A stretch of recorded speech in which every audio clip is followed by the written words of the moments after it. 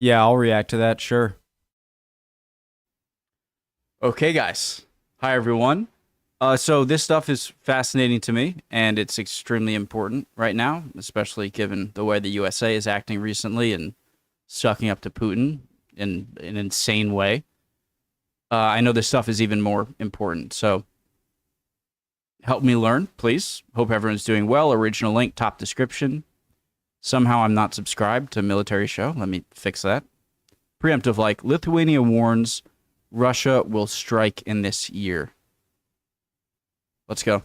Lithuania has had enough of Russia, and now it's preparing for war. For years, Lithuania believed NATO would be enough, that being a member of the world's most powerful alliance would keep Russia at bay, that Article 5 would be the ultimate deterrent. But now, everything's changed. The war in Ukraine, Trump's threats to abandon allies, Putin's obsession with rebuilding the Soviet empire, it's all pushed Lithuania to a chilling conclusion. War is coming. President Gitanas Nausėda says his country has 4 to 5 years to prepare before a Russian invasion becomes a reality. The countdown has started, and Lithuania is racing against the clock. This isn't just a military buildup, it's a national mobilization. Because in Vilnius, no one's asking if Putin will strike, only when. That's the opinion of President Nausėda. He believes Russia is preparing to launch an offensive against a NATO member by 2030, and Lithuania could be first in its path. Proximity alone put I know that a common war scenario when I watch these types of videos is Russia closing through Belarus. I forget what the gap is. Suwalki. This gap right here between Belarus and Königsberg, Kaliningrad. Belarus ends around right here where Poland begins. And that this is a major weak point, potential weak point, where if Russia closes this, then that could cut off the Baltic states of Estonia, Latvia, Lithuania. I'm not saying invade Belarus. Like, should we invade Belarus or anyone? But if Belarus is also in a similar situation as Ukraine, where it doesn't have a direct Article 5 type alliance with Russia, I'm not sure if it does, then would threatening to annex part of Belarus along this gap to lengthen it be a possible threat to Putin? Because this isn't Russia, this is Belarus. It's just a question. What do I know? But wondering if anyone has thoughts on that. Puts it in danger, but there's more. Lithuania has been one of Ukraine's most committed allies since the start of Putin's full-scale invasion in February 2022. It's already sent over $830 million in aid, a huge commitment from a nation with a 2024 defense budget of just 2.09 billion euros, around $2.25 billion. So Lithuania has given over a third of its annual military budget in aid to Ukraine. That is... But Lithuania helping wow. Ukraine isn't just about solidarity, it's about survival. Ukraine is seen as the first line of defense, but what happens if that line breaks? Nausėda made his warning crystal clear on March 20th. When asked if he believed forecasts that Russia could attack NATO territory by the end of the decade, he didn't hesitate. This is exactly the basic assumption we made in Lithuania. The government's goal is to establish a fully equipped national division and supporting infrastructure by 2030. If the scenario will be like this, we still have about 4 to 5 years. In other words, it's not a question of if Putin will strike, it's when. And Nausėda didn't stop there. He also called for sanctions on Russia to remain in place long term. With over 21,000 individual sanctions from the West, Russia's economy is under enormous pressure. Nausėda warned that lifting those sanctions prematurely would give Putin the cash he needs to rebuild and possibly attack sooner. Guys, so when it comes to sanctions, is there a difference between a sanction and an embargo? Or, God, I feel so stupid. So I've been hearing a lot for years now how Russia is sanctioned, but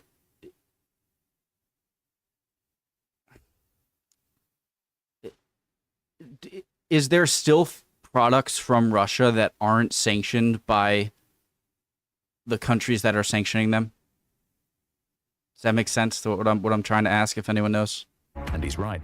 Lithuania has no choice but to prepare. According to Global Firepower, or GFP, which ranks 145 nations annually based on the power of their militaries, there is a huge gulf between what Russia brings to the table and Lithuania's military strength. Even though Putin's forces have been depleted by his Ukraine invasion, GFP still ranks Russia as the second strongest nation in the world. Lithuania is a long way behind, coming in at 88 in GFP's rankings. We can see the power difference across the board. Lithuania's military has just 23,000 active personnel, compared to the 1.32 million Russia maintain. Its 104,000 reserves and 14,150 paramilitary forces are impressive, but they pale in comparison to the 2 million reserves and 250,000 paramilitary forces Russia brings to a fight. Lithuania fares no better on the equipment front. Its air force only has 9 assets, compared to the 4,292 assets in Russia's air force. Worse yet, most of those Lithuanian assets are transports and helicopters. It has no fighter jets it can use to damage. Are paramilitary forces... Let me just look this one up. I have too many. Are they forces that are active but around the world and not, active war zones, or not active war zones that you're fighting? Paramilitary is a military that is not part of a country's official or legitimate armed forces.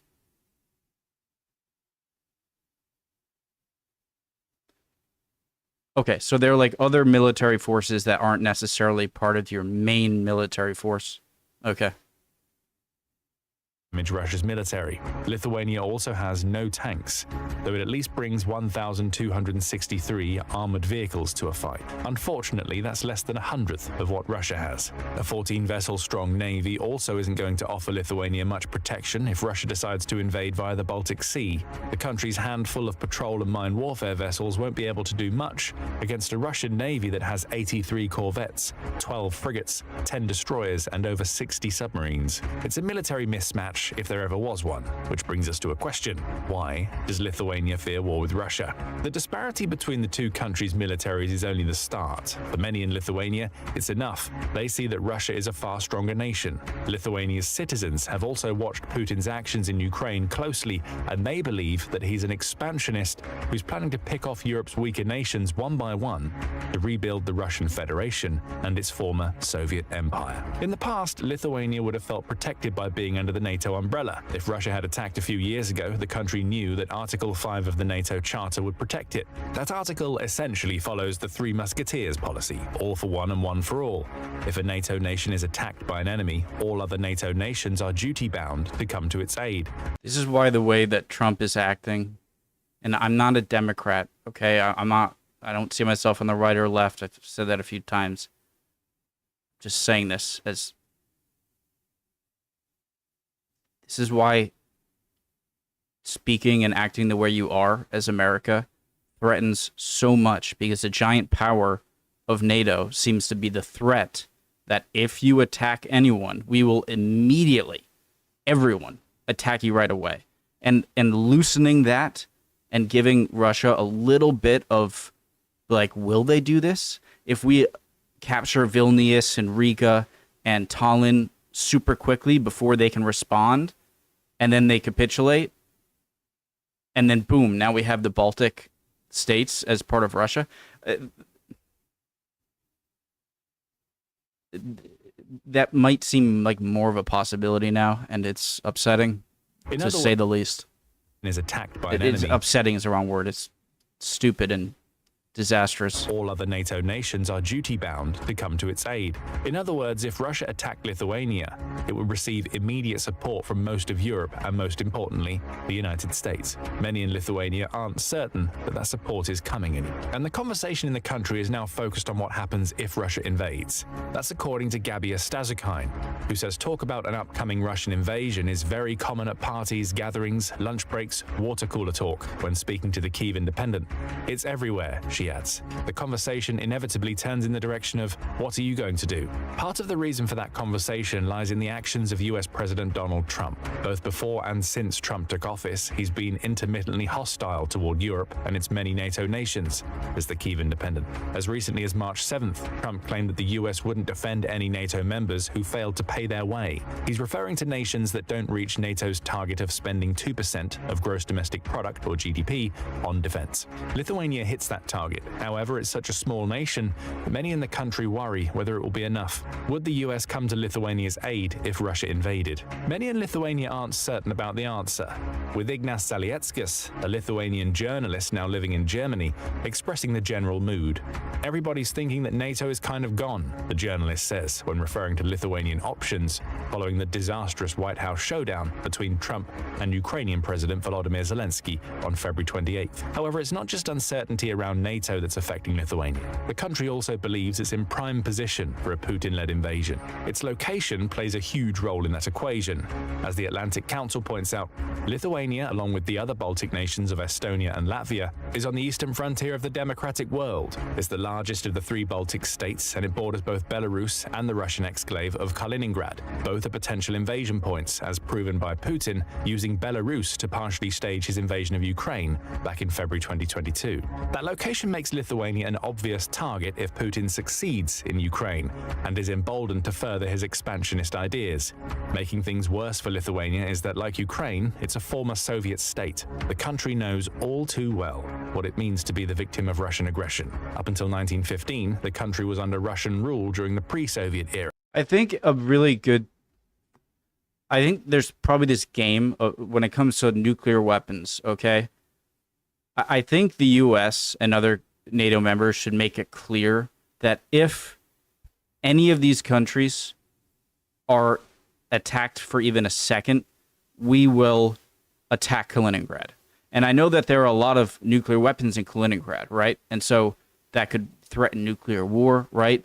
But I think it's important to make sure that Russia has to make that decision. If you make it clear, like, if you attack in here, we will attack Kaliningrad 100% right away in order to make sure it's not cut off. And so that way Putin knows if he attacks here, he's the one that is going to force land that he has with nukes to be attacked. And so put that on him just to sure that up.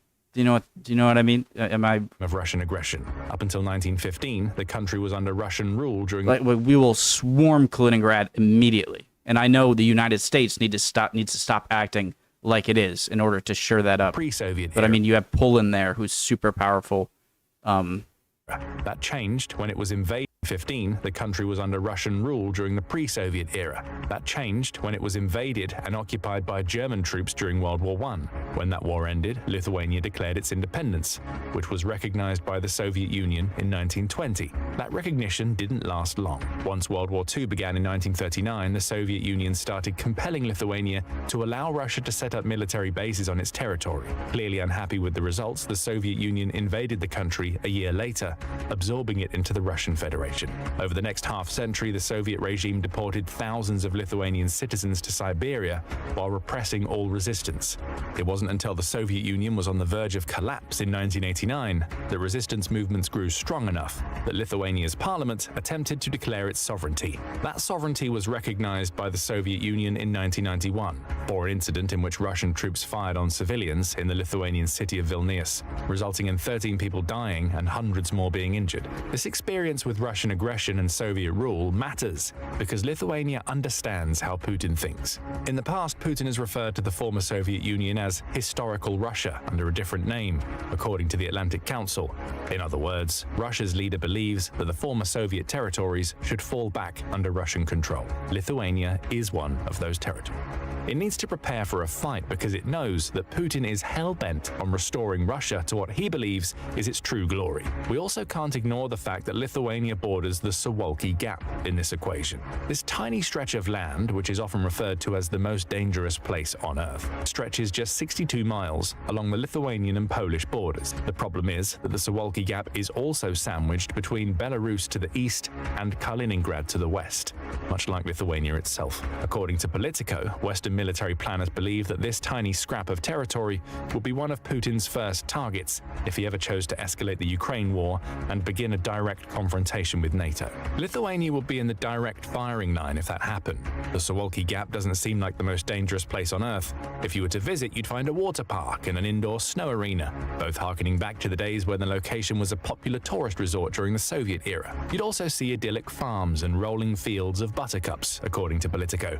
However, make no mistake, the Suwalki Gap is dangerous. It could be Lithuania's Achilles heel if Russia chooses to invade. By taking that gap first, Putin could essentially box Lithuania's military into their own country, surrounding them on all sides before starting a war of attrition, similar to what we've seen in Ukraine. All of these factors combine to form Lithuania's reason to fear Putin. The next question is simple. How is Lithuania preparing for what it sees as an inevitable war with Russia? It's raising military spending. On February 17th, Le Monde published a report in which it highlighted that Lithuania plans to increase its defense spending in stages until it reaches 6% of the country's GDP. Context, that would be 3 times as much as NATO's 2% target and would make Lithuania NATO's biggest military spender in GDP terms. The increase will practically double Lithuania's defense spending, taking it from around $2.5 billion to a little over $5 billion. Furthermore, Lithuania's citizens are getting in on the act, according to Le Monde. They've pledged to support the country's military to the tune of 0.25% of its GDP, says the outlet. Marius Sesnilevicius, who is the Lithuanian president's defense advisor, outlines the reasons why Lithuania is taking this drastic step. We don't think Russia is ready to enter into a military conflict with NATO, he tells Le Monde. But if a peace agreement is reached and international sanctions are lifted, Russia will be able to rebuild its military power. We need to be prepared for this. When asked how Lithuania needs to prepare, the defense advisor added, "For this we need weapons, ammunition, and NATO troops on our soil." Lithuania may not get the latter, at least until Russia invades, but by bumping up its military spending, it can at least ensure its small military is properly equipped to act as some form of deterrent to Putin. Sesnilevicius makes that clear when he says, "Either we decide the budget or the enemy will decide for us." That's an interesting remark because it shows us that Lithuania doesn't see Russia as a fellow nation anymore. Putin is the enemy. He is being treated as such. Of course, not all of that rising defense budget is going toward weapons and ammunition. As we mentioned earlier, Lithuania finds itself in a dangerous position between Belarus and Kaliningrad that makes it ripe for a Russian invasion. To counter that threat, the country is doing something very important, fortifying its borders. News of these efforts emerged in February 2024, with a report in LRT claiming that Lithuania is planning to purchase tons of engineering equipment that it will use to strengthen its borders in the coming years. The highlight of this plan is the country's 20 counter-mobility parks. These parks will be patches of land that are filled with anti-tank mines and similar anti-vehicle measures such as Dragon's Teeth that force any incoming force to slow down. Lithuania has already built a pilot version of one of these parks. It was presented in the Vilnius district in September and showcased a combination of the previously mentioned Dragon's Teeth, along with concertina rolls, Czech hedgehogs, and concrete blocks. Building these parks is a smart strategy. Though Russia has far superior naval and aerial firepower, Putin has also demonstrated during the Ukraine war that he's heavily reliant on his ground force. As of February 2024, Lithuania planned to spend 1.5% of its defense budget on building these parks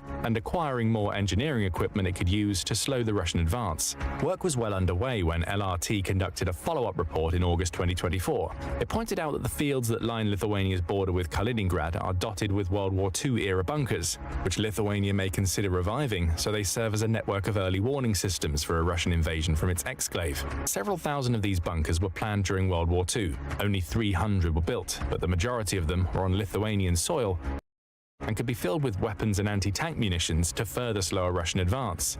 One advantage that not only the fact that the Baltic states are in NATO, one advantage that you guys will have aside from being in NATO over what Ukraine had is that there's going to be no excuse for building up of Russian, because Russia won't be able to hide such an invasion force. They couldn't hide it before invading Ukraine, but there was some of this doubting whether this was. I remember seeing on TV in the news before Russia invaded, asking Ukrainians, like, what do you think about the massive buildup of Russian troops on your border? It's like, well, this is what they do all the time. They try to scare us, right? And then it wasn't a bluff, and they weren't just trying to scare you. They were about to invade. You can't do that with this. If Putin starts putting massive troops into Belarus, towards the borders of the Baltics, it's like there's no question. It's not a training exercise. They're going to attack, right? Am I correct there? And so you won't have to wait for them to attack to know they're about to attack. Does that make sense? Lithuania would have been a defender's dream had the fortifications been built in time, claims Polish researcher Kęstutis Jankas. 4 entrenched regions from northwest to southwest. Telsii region had the Baltic Sea on one side, Minios and Salpes rivers on the other. From there, the landscape is steep, with riverbeds having 20 to 30 meter cliffs, adds the researcher. Lithuania may not be able to use the full planned force of these bunkers to defend its border.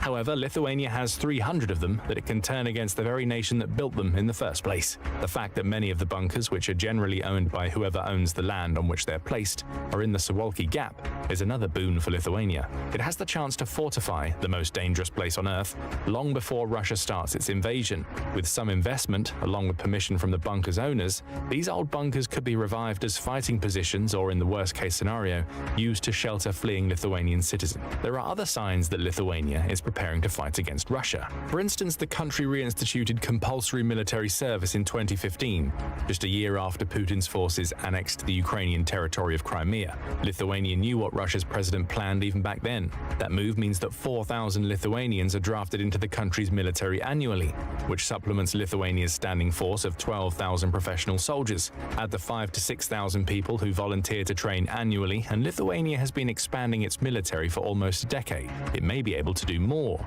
On March 20th, LRT published a report suggesting that Lithuania is looking toward Finland for lessons on how to further strengthen its forces. Specifically, Lithuanian Defense Minister Dovyl Sakhalin plans to visit Finland to learn more about the country's mobilization efforts. Sakhalin will familiarize here with the reserve system of the Finnish defense forces. The majority of Finnish men aged between 18 and 60 are active service members or part of the auxiliary reserve, reads a statement from Lithuania's defense ministry. That system allows Finland to train 22,000 recruits annually, including 1,000 women, the ministry adds. Those who are trained become members of Finland's reserved force for the next decade, assuming they don't enter the active military. Lithuania is looking toward this model because it creates the potential for the country to make more soldiers. It may not push its active military beyond the 24,000 active members it has now.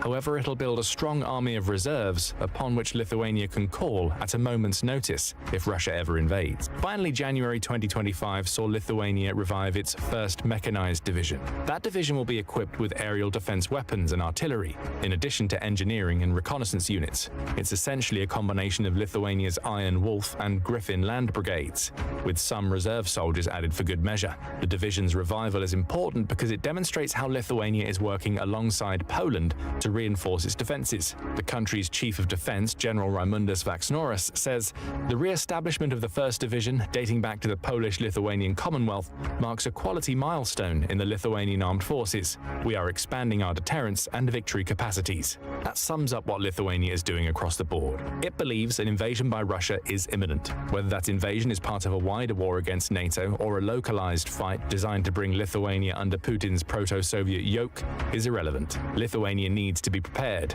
It's now spending more on its defense than it ever was before, with plans to increase that spending over the next 5 years. Lithuania is fortifying its borders, making it harder for Russian forces to invade from Kaliningrad and Belarus.